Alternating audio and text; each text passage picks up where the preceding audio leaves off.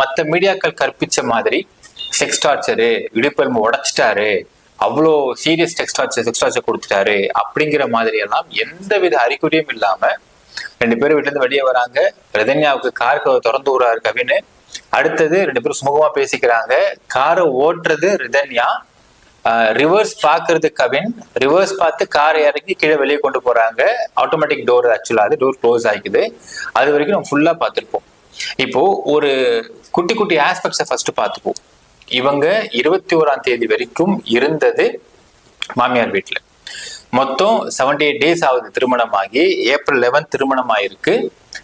28 June இறந்து போறாங்க, தற்கொலை பண்ணி இறந்து போறாங்க. அது 78 நாள்ல 20 டேஸ் தான் அம்மா வீட்டுல இருக்கிறாங்க. மீதி 58 நாள் இருக்கிறது அவங்க அம்மா வீட்டுல இருக்கிறாங்க.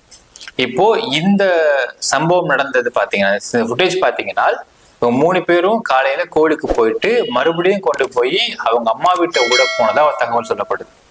ஸோ இந்த ஒரு சிச்சுவேஷன்ஸ் தான் ஃபுட்டேஜ் எடுக்கப்பட்டிருக்குது மக்களே. இப்போ இந்த ஃபுட்டேஜ்ல நம்ம சில விஷயங்கள் நோட் பண்ணலாம்.